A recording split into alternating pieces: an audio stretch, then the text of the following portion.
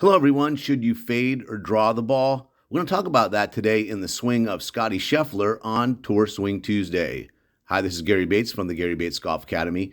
I'm a PGA teaching professional and certified V1 video analysis coach. Up here we have number one in the world, Scottie Scheffler. Let's take a look at his swing, see some of the distinctives of his swing that we can apply to our games. Okay, so up here, this is at Bay Hill earlier this year where he won.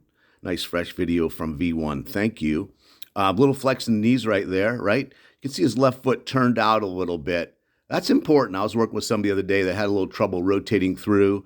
I like that. I also see a little portion of that left arm, see it? And faders typically have that set up. Nice flex from the knees. That looks good. Okay, so let's take them into motion here. Let's see what we got. So going to take the club back, fairly wide, right? And club maybe outside the hands. This is a very still camera, just perfect. What do you notice there? He's got the club opening more than some.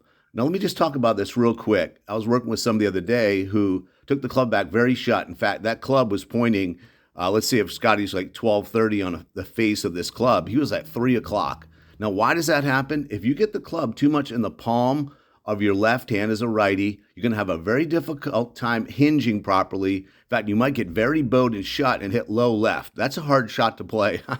So you want to make sure that club's in the fingers of the left hand. Okay, good. Taking it to the top right here. He has a fairly late wrist hinge, which is fine, but I find that stronger players can do that. Interlock grip, very good. So we get interlock and overlap grips. Both work well, I find. And you're going to see him then get this beautiful turn and get to the top right here. And since he was a little bit open there at the quarter point when the left arm was parallel to the ground, you can see right here his club is a little bit open. So square would be like a 45-degree angle.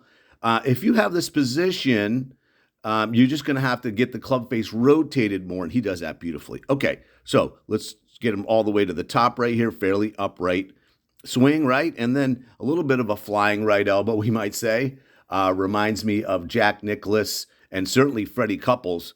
But, I feel like if you want to hit it maybe a little longer, upright is the way to go. As long as you can flatten the club. Okay, little flex in the right knee, looks good. Starting down right now. So we always start down with a lower body, that sequence of lower body initiating and driving towards the target, drops that club down, right? And so his right heel starts to release.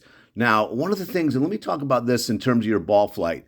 Scottie Scheffler hits almost predominantly fades, excuse me. And most of my students want to hit draws. And I would say it doesn't necessarily matter, I would say, because I think the key is that you have a ball flight you can count on, right? I mean, if you saw Scottie try to draw it off number 13 at Augusta at the Masters, he had a very difficult time, right?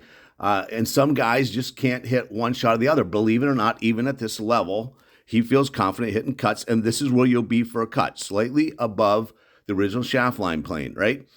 Beautiful for cutters. Right heel releasing. Hips turning out of the way. And here you see also a couple interesting things. Look at the pullback with his head. So that's a flattening move. Also, Jack Nicklaus, Tiger Woods does that move. And that helps you flatten the club. Not my favorite move, but certainly number one in the world here. It works fine for him. Hips rotating, open. So a lot of hip rotation. Some people ask me, how do I get my hips rotated out of the way like that?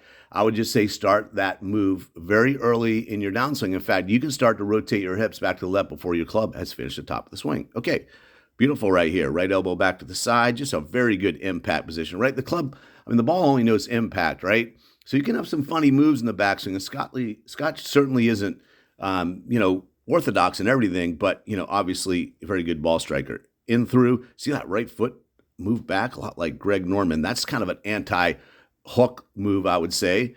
And that just fits in really good with what Scottie wants to do. And all the way up on the right toe. So beautiful swing there. Great playing with Scottie over the last several months. We wish him the very best moving forward. And so thanks for joining us. If you like a video analysis like this, so easy to do with the V1 app. You can send in your swing and I'll send it back with voiceover analysis for a small fee. You can click the link below to get started. If there's a particular video you like, you can purchase a super thanks for special recognition. You'll help support the work here. I'd appreciate that a lot. And don't forget to subscribe, give us a thumbs up, leave a comment. Always like hearing from you. And hey, I'd like to hear your impressions and thoughts about Scottie Swing. So God bless you. Look forward to seeing you soon on Tour Swing Tuesday. Take care and bye for now.